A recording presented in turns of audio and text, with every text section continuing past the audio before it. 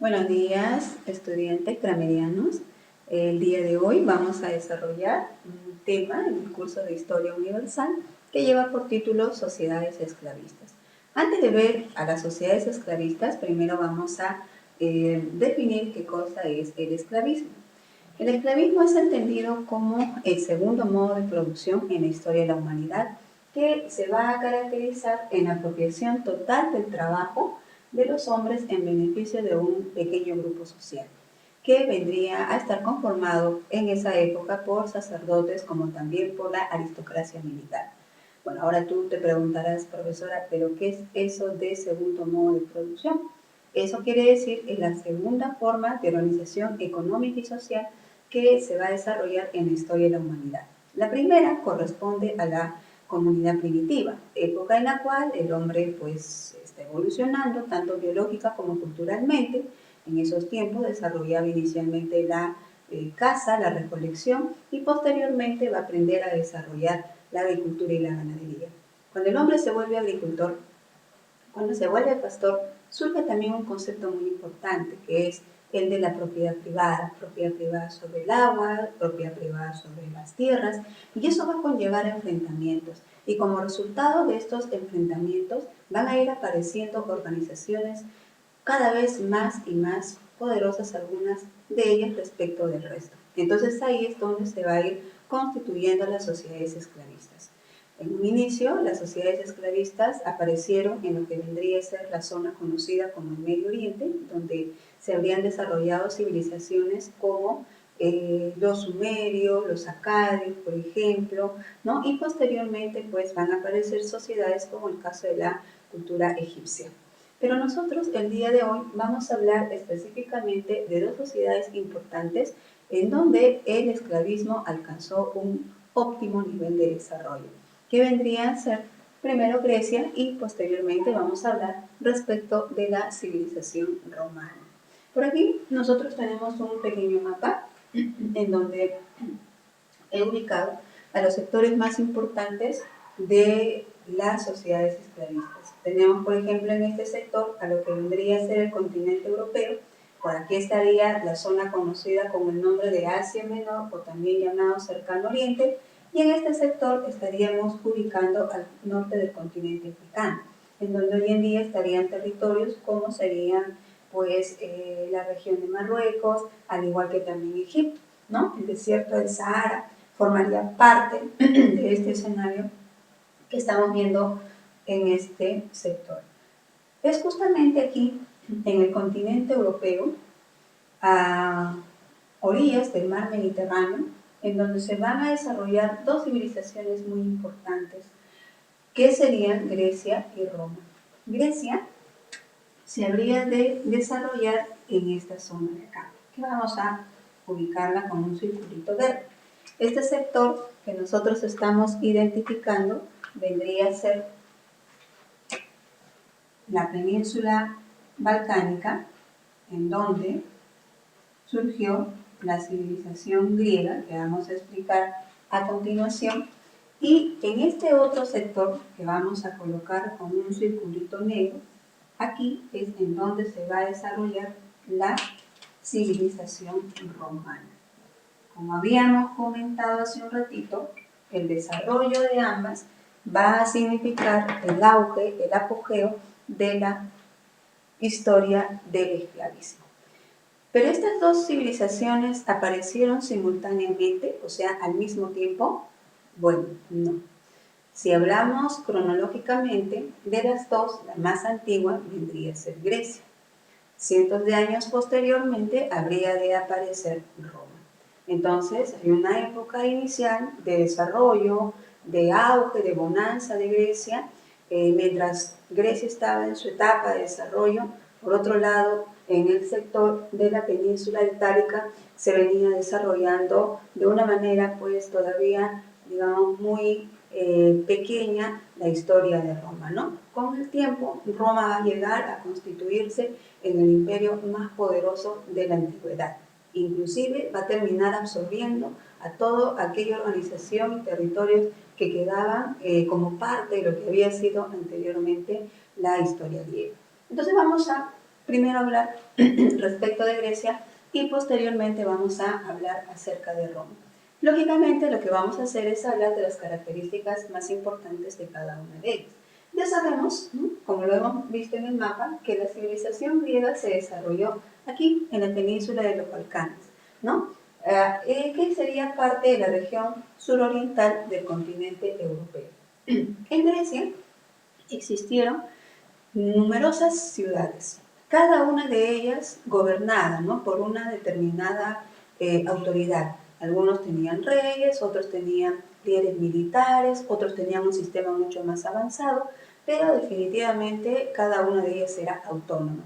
Llegaron a existir más de 200 ciudades-estados en la historia de Grecia, pero dos serían las más representativas. Tenemos aquí Atenas y la otra sería Esparta. Las dos serían considerados por la historia como los ojos de la antigua Grecia.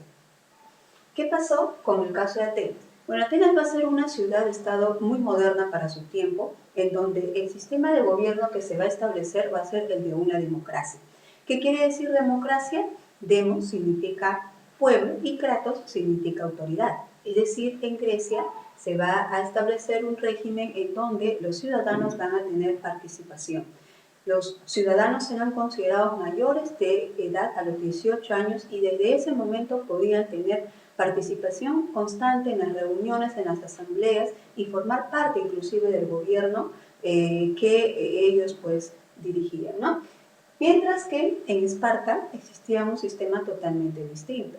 Esparta era más una ciudad tradicional, gobernada por líderes militares, por la aristocracia terrateniente, y dentro de Esparta la carrera militar jugó un papel muy importante. Es ahí en Esparta en donde se educaba a los niños desde muy pequeñitos, desde los 6 años de edad aproximadamente, para que sean militares en el futuro.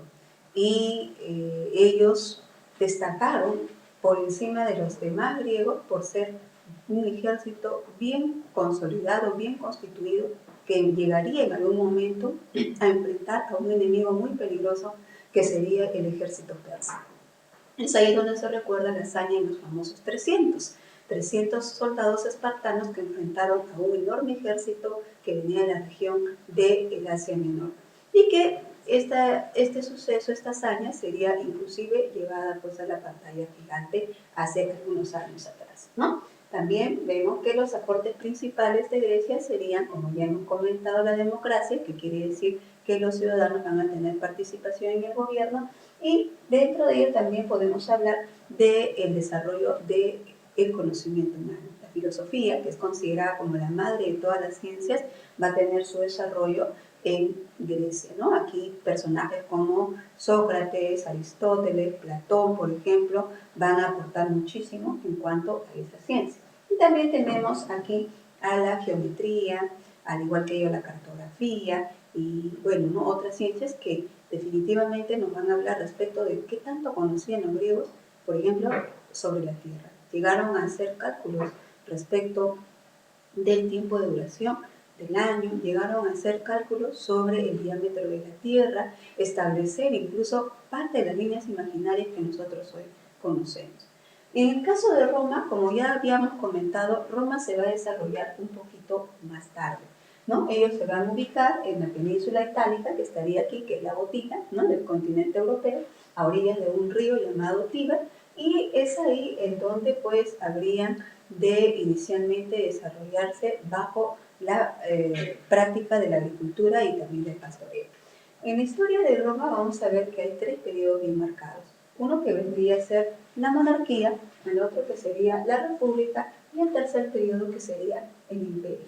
La monarquía es la etapa inicial, lógicamente, en la que los reyes, que más van a ser caudillos pues militares, van a asumir el gobierno de Roma. Durante la república, más bien va a haber una mayor apertura de la población para que tenga participación en la administración del Estado romano, pero será en el periodo del imperio en el que Roma alcance su máximo apogeo. Es ahí en donde Roma llega a constituirse como el imperio más grande, abarcando prácticamente estos territorios que estamos observando aquí, ¿no? O sea, territorios de Europa continental, al igual que la zona del Asia Menor y conjuntamente con el territorio del norte africano habrían de conformar el Gran Imperio Romano. Pero también, así como era muy grande, grandes también serían los problemas que tendrían que enfrentar.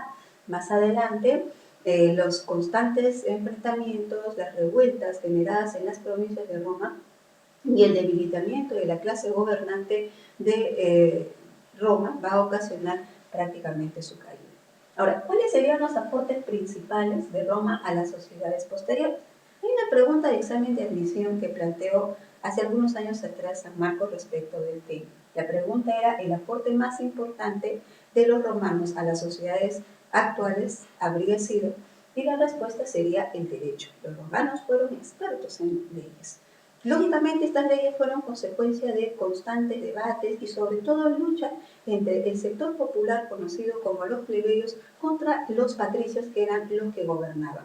Poco a poco fueron obteniendo ciertos reconocimientos en la sociedad que llegarían a constituir parte de la estructura legal de esta civilización, ¿no? Ellos incluso hablaban de derecho civil, de derecho penal, de derecho internacional inclusive. De ahí pues, ¿no?, que vemos que toda este avance en el ámbito legal habría de servir de base para las sociedades que más adelante van a venir. Otro aporte importante sería el establecimiento de un sistema republicano. Por ejemplo, cuando nosotros hablamos de Perú, políticamente definimos a Perú como la República de Perú. ¿Pero qué significa república? República viene de dos voces latinas, una que es rex y la otra que es publicus, que quiere decir el gobierno público o la cosa pública, es decir, la población va a tener acceso a gobernar dentro de la sociedad, ¿no? Y bueno, también hay aportes en arte, en ciencias, en letras, en literatura, en historia, por ejemplo, pero básicamente en este aspecto Roma pues habría, digamos, absorbido los conocimientos, los avances que ya habían alcanzado anteriormente los griegos, ¿no? Muy bien, muchachos, entonces aquí tenemos un recuento respecto de la historia de las dos civilizaciones muy importantes en la antigüedad, y a continuación, por este lado de la pizarra, observen ustedes, chicos, estamos colocando unas preguntitas para complementar la tarea, ¿no? En este caso del tema. Vemos aquí, por ejemplo, que la primera pregunta es respecto de quiénes eran los esclavos y cómo los obtenían. Para ello, la guerra obviamente sería un papel muy importante. La compra-venta también de esclavos era una práctica importante en ese tiempo. Así que por ahí va la respuesta, ¿no? ¿Qué era la democracia para los griegos? ¿Qué logros alcanzaron los romanos en el derecho? Bueno, son aspectos que nosotros hemos ido rápidamente mencionando, y sería pues también importante de tu parte que busques información complementaria respecto del tema. Nos vamos a quedar aquí, muchachos. Muchas gracias por su atención.